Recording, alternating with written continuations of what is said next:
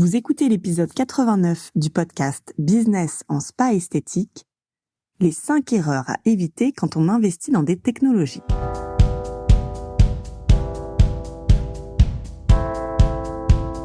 Bienvenue sur Business en spa esthétique, le premier podcast du secteur du spa et de l'esthétique en France.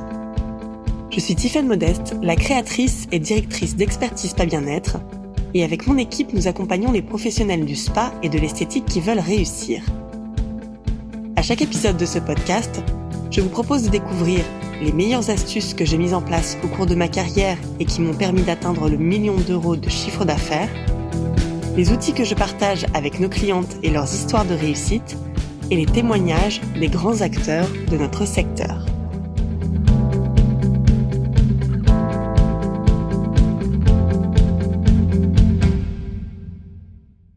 Investir dans de nouvelles technologies dans notre secteur peut sembler alléchant et prometteur.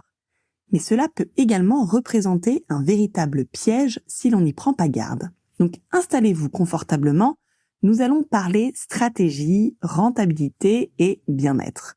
Que vous soyez gérant d'un spa indépendant dans le secteur de la beauté ou créateur d'entreprise, je vous dévoile dans cet épisode les 5 erreurs courantes que beaucoup d'entre vous font lorsqu'il s'agit de faire des choix technologiques. Commençons par la première erreur, qui est de ne pas définir clairement ses objectifs. Pourquoi investir si l'on n'a pas une vision précise de ce que l'on veut atteindre? Et je dis précise, j'entends surtout un objectif chiffré, du chiffre d'affaires en plus, ou l'augmentation de la rentabilité. Fixer des chiffres précis à l'aide d'un prévisionnel, c'est la clé. Bien souvent, les gérants sont assez vagues dans les raisons pour lesquelles ils choisissent d'investir. Je veux plus, je veux faire plus, je veux développer, je veux me démarquer de la concurrence. À quel niveau serez-vous satisfait de votre investissement? Soyez précis et prenez le temps de réfléchir à des objectifs spécifiques avant d'investir dans quoi que ce soit. Vous serez en mesure de sélectionner les technologies qui correspondent vraiment à votre vision au lieu de céder à des achats impulsifs. Pour cela, interrogez-vous. Pourquoi voulez-vous innover? Est-ce pour augmenter votre clientèle?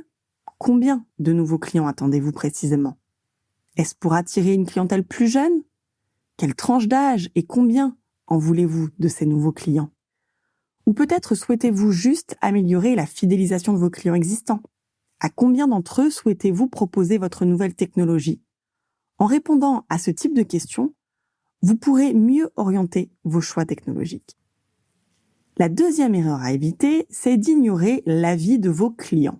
Alors là, je connais de nombreux gérants qui choisissent leur technologie selon leurs propres envies personnelles. J'ai envie d'avoir un sauna dans mon centre. Et si je proposais une nouvelle technologie minceur à mes clients?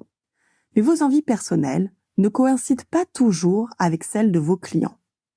Si vous cherchez des solutions et des idées pour développer votre business et vous démarquer de vos concurrents, rappelez-vous, vos clients sont vos meilleurs alliés et recueillir leur feedback permet d'orienter vos décisions technologiques de manière significative. Imaginez qu'un appareil anti-âge innovant vous intéresse, mais que vos clients préfèrent des soins plus manuels et relaxants. Sachez leur demander et écoutez-les. Utilisez des sondages, des questionnaires de satisfaction. Vous pouvez effectuer des appels de suivi et poser des questions lors de vos rendez-vous ou même sur vos réseaux sociaux pour récolter leurs avis.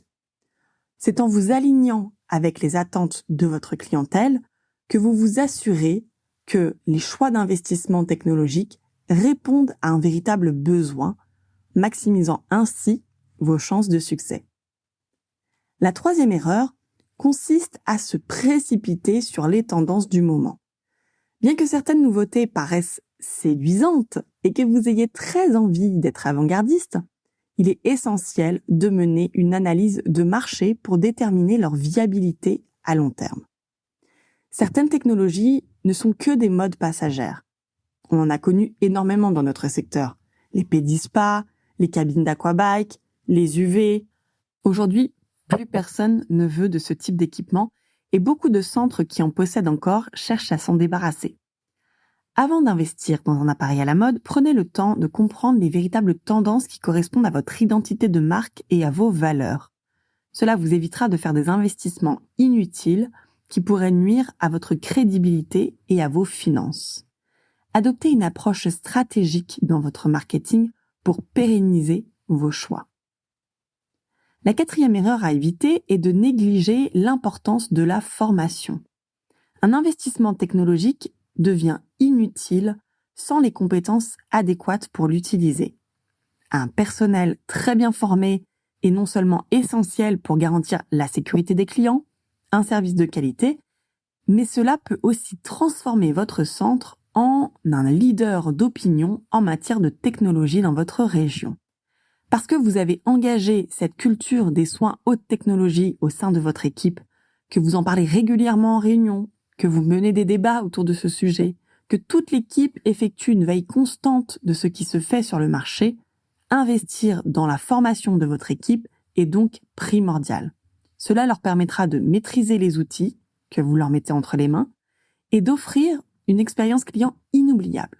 Ne sous-estimez jamais, jamais, jamais l'impact que cela peut avoir sur votre activité.